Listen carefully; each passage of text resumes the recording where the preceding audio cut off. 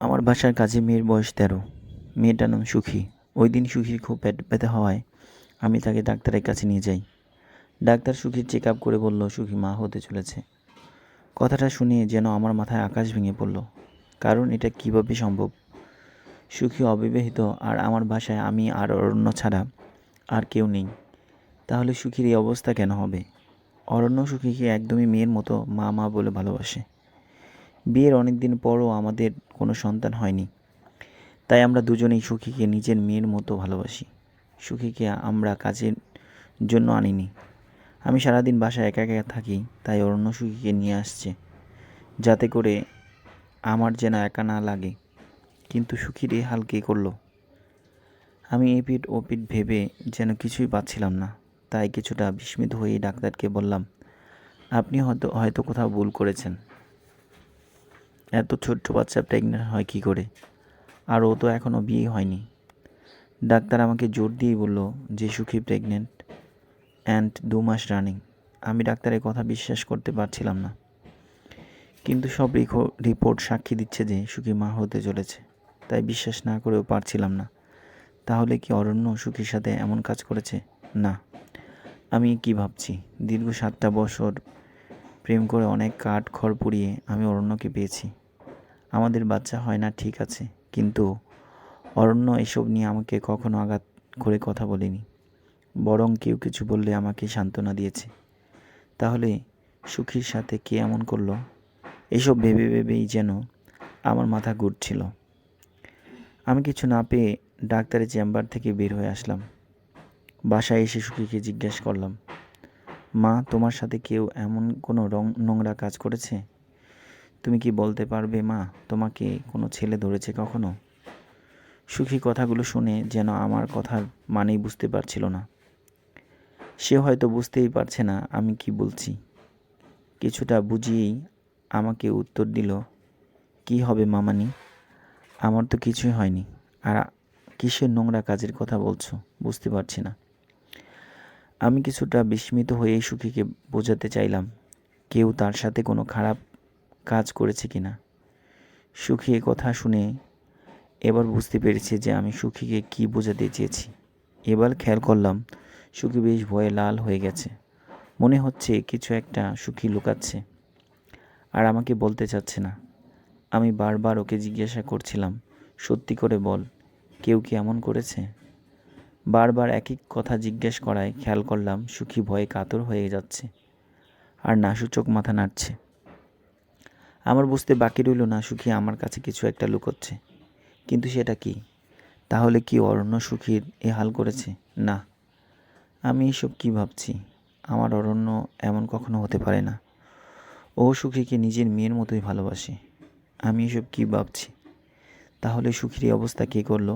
কথাগুলো যতই ভাবছি ততই যেন মাথা জিম হয়ে যাচ্ছে। সারাদিন আমার এভাবেই কাটলো। কোনো কাজ করতে আর মন চাইছে না। সন্ধ্যায় অরণ্য এসে খেয়াল করলো আমি বিস্মিত অবস্থায় বসে আছি। অরণ্য আমাকে এভাবে বসে থাকতে দেখে জিজ্ঞেস করলো, কী ব্যাপার, তোমার কি কিছু হয়েছে? এভাবে যে বসে আছো মনমরা হয়ে?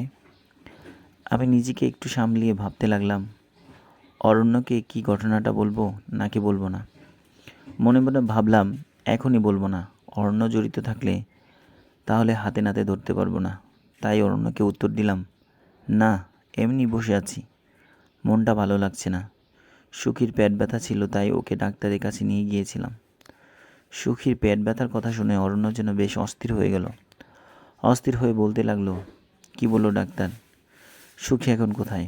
অরণ্যের এই অস্থিরতাটা দেখে আমার কাছে যেন মনে হতে লাগলো আমি কিছুটা চমকালাম ওর এই অস্থিরতা দেখে।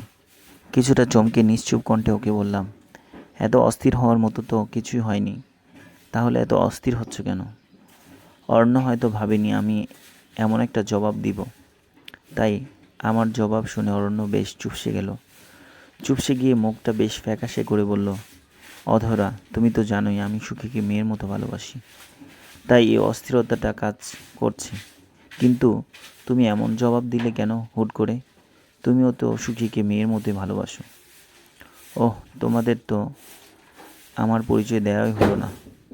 আমি অধরা, তেমন কিছুই করি না, একজন গৃহিণী।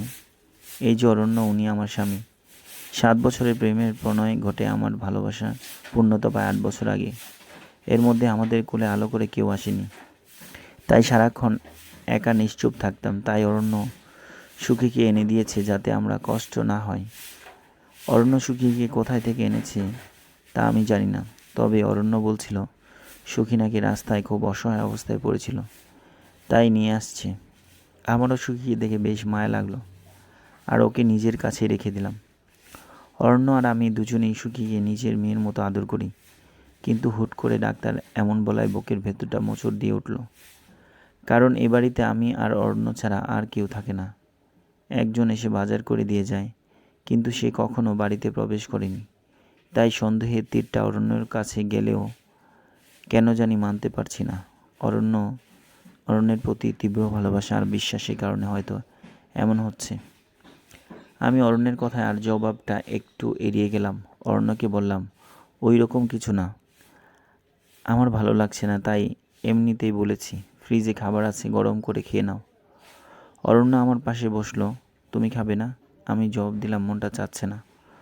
অরণ্য এবার জবাব দিল, তাহলে আমি আর সুখী খেয়ে ফেলি। অরণ্যের মুখে সুখীর কথাটা শুনলেই যেন আমার গা জ্বালা করলো। তবুও নিজেকে কিছুটা সামলিয়ে বললাম, আচ্ছা খাও। এই বলে রুমে চলে গেলাম।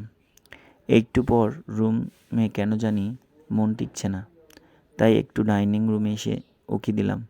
উকি দিয়েই খেয়াল করলাম অরণ্য সুখীকে খাওয়াই দিচ্ছে। যদিও ওই কাজটা অরণ্য এর আগেও করেছে, কিন্তু কেন জানি আজকে মানতে পারছে না। তবুও নিজেকে সামলিয়ে নিলাম। হয়তো আমার ধারণা ভুলও হতে পারে। রাতে অরণ্য আর আমি শুয়ে পড়লাম। হঠাৎ মাঝরাতে আমার ঘুম ভাঙল। আমি ঘুম থেকে উঠে খেয়াল করলাম অরণ্য আমার পাশে নেই। আমি বিস্মিত হয়ে ওয়াশরুমে চেক করলাম। খেয়াল করলাম ওয়াশরুমেও অরণ্য নেই। আমি এবার সুখী রুমের দিকে এগুলাম আর খেয়াল করলাম চলবে।